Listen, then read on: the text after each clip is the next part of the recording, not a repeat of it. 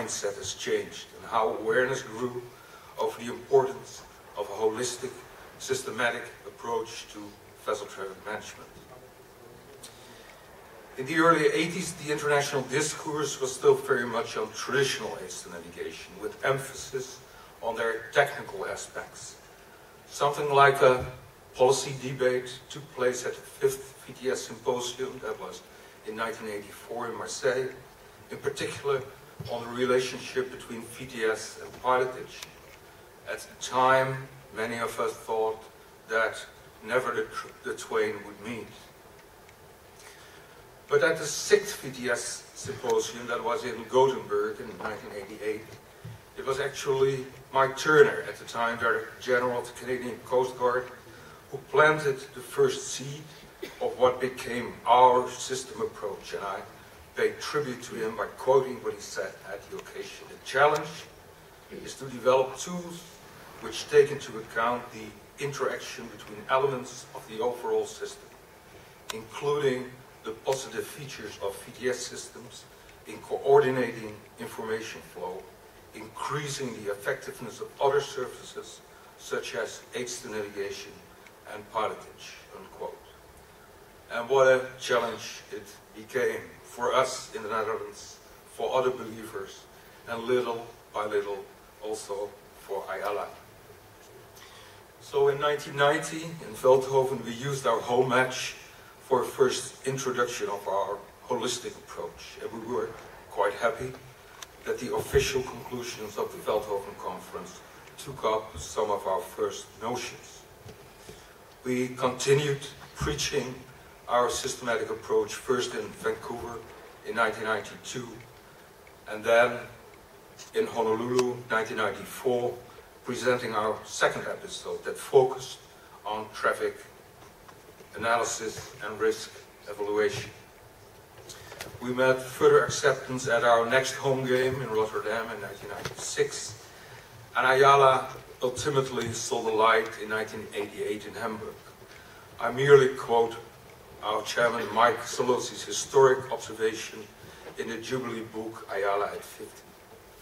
This was to be the last conference at which aids to navigation, radio navigation, engineering and VTS were to be addressed as standalone topics. So, ladies and gentlemen, it took us, and of course others, some 10 years to promote our concept.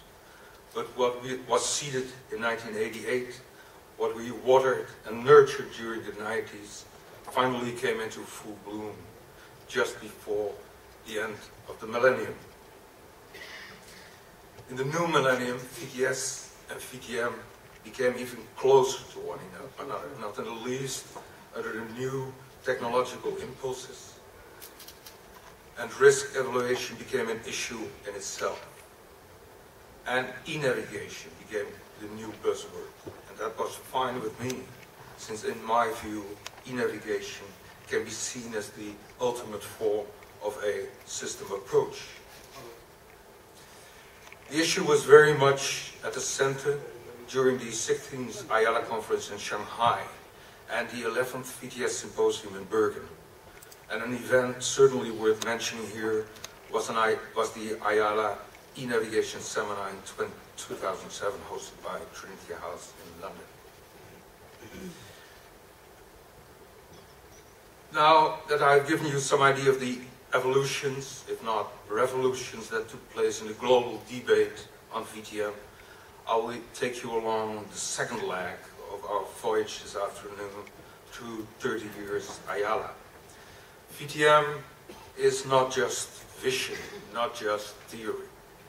In the next few slides, I hope to show you that the maritime world didn't get stuck in theory, but worked very hard and actually relatively fast to put theory into practice. The slides will also show that and how IALA did the better part of the work, by doing its own work and by contributing heavily to the work of others. And they will definitely illustrate IALA's growing global leadership in vessel traffic management. These were the various outcomes during the 80s. IALA's contributions still very much on marine markings, radio navigation, vessel traffic services. But of course, milestones during these years were very much the global adoption of the IALA marine buoy system. We've heard about that this morning, and the IMO adoption of the first ever guidelines for VTS as they had been prepared by IALA. But then the 90s not only showed a greatly increased number of relevant deliveries, but we also welcomed a newcomer in our VTM toolbox, which obviously was AIS. And IALA started more horizontal initiatives, for instance on risk management, as part of its own quest for a more systematic approach to VTM.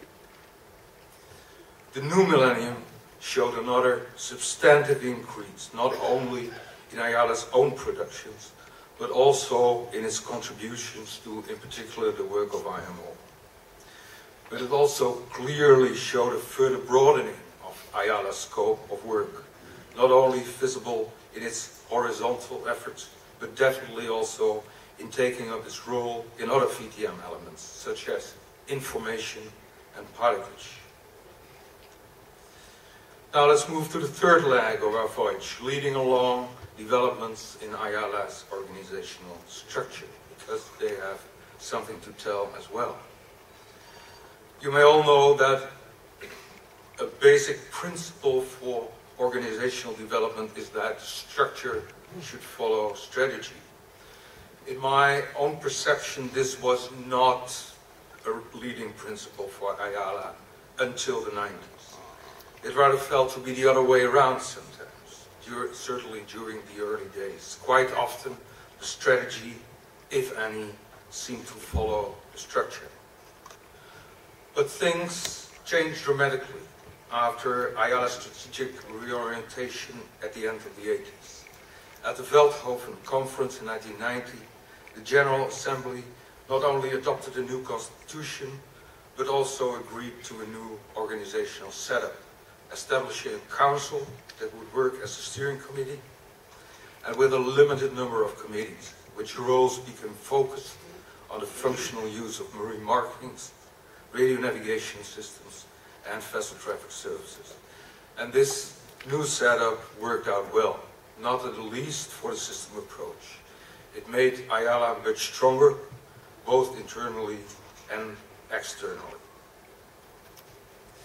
Continuous strategic reviews led to further adjustments. The growing interest in AIS led to the establishment of a new group. First, a special working group, then a steering group, and finally a full committee on AIS. And a policy advisory panel was introduced to improve coordination between the committees and to address horizontal issues. At the start of the new millennium, the Council fundamentally reviewed the existing structure and decided on the establishment of the Aids to Navigation Management Committee. Both its terms of reference and its membership made this committee the first real horizontal committee. I have depicted that by the rainbow coloring. The next step was to accommodate the rapidly developing issue of e-navigation, in which IALA rightfully claimed a substantive role. The 2006 General Assembly agreed on the establishment of an e-navigation committee, another horizontal committee, merging the former radio navigation and AIS committees. But this was not the end. Structure kept following strategy, a strategy that pointed at legal issues.